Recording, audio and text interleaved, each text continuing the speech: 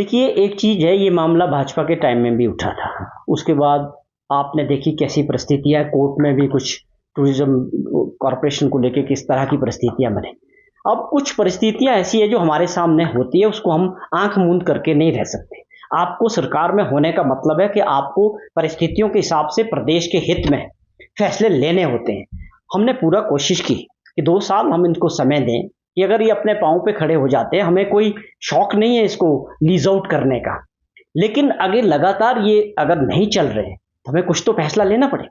ये जो आप 14 की बात करें या एक बहुत बड़ा इंफ्रास्ट्रक्चर है, अगर वो चल नहीं पाएगा तो हमें कोई मैकेनिज़्म ढूँढ के लीज़ आउट करके किराए पे दे के उनको चलाने का प्रयास करना पड़ेगा। जहाँ तक सरकारी कर्मचारियों का जो इश्यू है, वो बैठ के हो जाता है। अभी भी टूरिज्म डेवलपमेंट कॉर्पोरेशन का ऑफिस धर्मशाला शिफ्ट किया है, तो माननीय मुख्यमंत्री जी ने साफ किया है कि जो लोग महिलाएं या जो लोग नहीं जा पाएंगे उनको एडजस्ट करेंगे।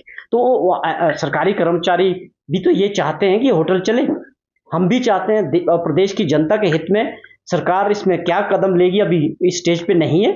मुझे लगता है कि जो भी एक पूरे फीडबैक के साथ, चाहे वो डिपार्टमेंट से है चाहे एक्सपर्ट से है, जो प्रदेश हित में और टूरिज्म के हित में जो फैसला है, मुझे सरकार उसमें जरूर आगे बढ़ेगी।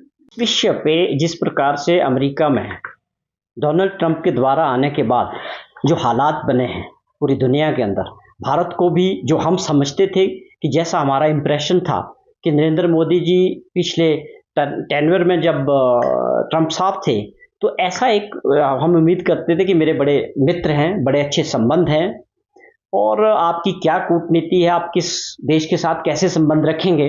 लेकिन अभी तक जो हालात थे पिछले 3 महीनों में, तो हमको भी उन्होंने थ्रेट्स में डाला है कि भारत के ऊपर भी दोबारा से करेंगे और ड्यूटीज बढ़ाएंगे व्यापार के मामले में। अब धीरे धीरे अगर अमेरिका की ज़रूरत हमको है तो हमको भी अमेरिका की ज़रूरत है, उनको भी हमारे प्रोडक्ट्स की ज़रूरत है। तो व्यापार तो एक दोनों तरफ से होगा कि किस प्रकार से ड्यूटी लगेगी। अब वो कुछ पिछले कल मीटिंग में कुछ बातें आगे बढ़ी है और उम्मीद की है कि हमें अभी कुछ और 90 दिन का और समय मिला है कि या 3 वीक्स का, कि हमको डिसाइड करना है। फाइनल स्टेजेस पे है, फिर भी ये बड़े कंसर्न है। मैं हिमाचल के संदर्भ में आपसे बात करूं तो हमारा जो, मैंने फिर से एप्पल इंडस्ट्री की बात करता हूं, मैं बहुत बड़ा उद्योग है ये, जिसमें लाखों लोगों को रोजगार मिलता है। तकरीबन 2 लाख परिवार सीधे तौर पे इस रोजगार से जुड़े हुए हैं और लाखों लोगों को ये डायरेक्ट और इनडायरेक्ट रूप से रोजगार देने वाली इंडस्ट्री है। 5,000 करोड़ की अर्थव्यवस्था में कंट्रीब्यूशन है। तो हमारे लोगों की बार बार ये बात रहती है, माननीय प्रधानमंत्री जी ने भी इस बात का जिक्र किया था 14 में भी और 19 में भी, कि जो इंपोर्ट ड्यूटी है एप्पल पे, जो बाहर से आने वाला सेब है अमेरिका से खास तौर पे और दूसरे देशों पे, हम चाहते हैं और हमारे बागवान चाहते हैं कि उस पे जो ड्यूटी है वो 100% की जाए। उसका मकसद है कि हमारे जो किसान है वो छोटे किसान हैं, छोटी ज़मीनें हैं, छोटा उनका पैदावार है, वो compete नहीं कर सकते क्वालिटी वाइज, प्रोटेक्शन वाइज। तो हम उनको प्रोटेक्ट करने के लिए ये एक बहुत बड़ी मांग है कि उस पे जो है इंपोर्ट ड्यूटी 100% होनी चाहिए। दुर्भाग्य से वो 75 से 50 हुई थी। मोदी जी जब अमेरिका के दौरे पे गए थे 2-3 वर्ष पहले, तो वो एक बड़ा कंसर्न हिमाचल प्रदेश के बागवानों का है।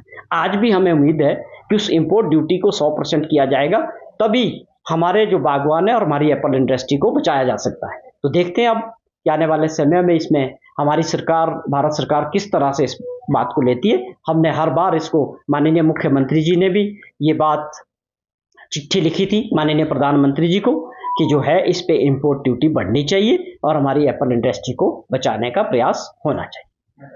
नहीं, मैंने ये पूरा जिक्र किया कि किस प्रकार से हमारी सरकार बनने के बाद स्वास्थ्य और शिक्षा के क्षेत्र को हमने प्राथमिकता पे आगे बढ़ाने के लिए लगातार माननीय मुख्यमंत्री जी ने 2 साल तक किस प्रकार से डॉक्टर्स की अपॉइंटमेंट्स है, आज हर जगह डॉक्टर्स जा रहे हैं।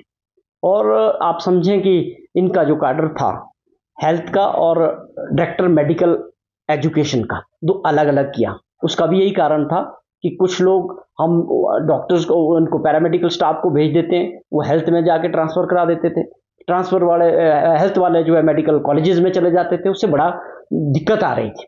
तो ये भी एक बड़ा कदम था कि हम स्वाभाविक तौर पे कर भी रहे, करेंगे भी। मैंने जिक्र किया, क्या ये बड़े फैसले नहीं हैं? क्या आज रोबोटिक सर्जरी की मशीन्स आई है? क्या आप समझें कि पेट स्कैन की हम बात करते हैं, या मैंने कहा कि आपको आज हम 3D टेस्ट ला, जो दुनिया की सबसे एडवांस MRI मशीन्स है, और इसके अलावा एक बड़े प्रोजेक्ट पे काम हो रहा है जिसको मुझे लगता है काफ़ी रूपरेखा तैयार हो चुकी है। उसमें मुख्यमंत्री जी ने एक आदेश दिए हैं कि हमने एक जायका के तहत बहुत बड़ा एक प्रोजेक्ट हेल्थ सेक्टर के लिए बनाया, जिसमें पूरे प्रदेश के अंदर उस प्रोजेक्ट के जरिए एडवांस टेक्नोलॉजी की एक्सरे से लेकर सारी टेक्नोलॉजी एडवांस करने वाली है। वो एक रेवोल्यूशनरी कदम होने वाला है, और ये ठीक है कि आज हम इसके कदम ले रहे हैं, अगले 6 महीनों में इसके रिजल्ट्स दिखने शुरू हो जाएंगे। हमने अगर तय किया है कि हमारे standard IGMC medical college Shimla या टांडा मेडिकल कॉलेज को पहले फेस में हम चाह रहे हैं कि PGI के और एम्स के स्टैंडर्ड में टेक्नोलॉजी, मशीन, स्टाफ देना है। और अभी आप देखें कि हमने बड़ी संख्या में नर्सेज की भर्ती की। मुख्यमंत्री जी ने कहा था कि मुझे बड़ी हैरानी होती है कि किस प्रकार से एक मरीज के पीछे कितनी नर्सें होनी चाहिए, वो बिल्कुल बहुत कम संख्या थी, उसको पूरा किया।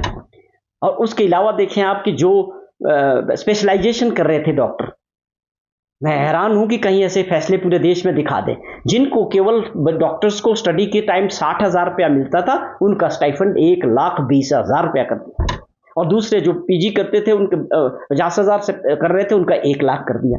और एक और फैसला किया था कि जो PG बच्चे करते हैं वो केवल 12-14 घंटे से ऊपर सर्विस अपनी सेवा नहीं देंगे, कि लगातार 36-36 घंटे डॉक्टर्स काम करते हैं। तो ये बेसिक हेल्थ सेक्टर में काम हो रहा है, और मुझे लगता है ये पहली बार इतना हर स्तर पे इसको जो है इम्प्रूव करने के लिए, चाहे डॉक्टर्स की बात है, चाहे पैरामेडिकल की स्टाफ है, चाहे मशीनरी की बात है, चाहे टेक्नोलॉजी की बात है, ये हर तरह से, चाहे बिल्डिंग्स एंड इंफ्रास्ट्रक्चर की बात है। मैंने अपने 40 साल के जीवन में इतने बड़े लेवल पे हेल्थ सेक्टर को फोकस करते किसी सरकार को नहीं देखा है। तो मैं ये समझता हूं कि थोड़ा सा इंतजार आप हम सब करें, नड्डा जी भी को भी थोड़ा इंतजार करेंगे। इसके परिणाम आप भारत सरकार में हिमाचल प्रदेश से हेल्थ मिनिस्टर है, हमें इस बात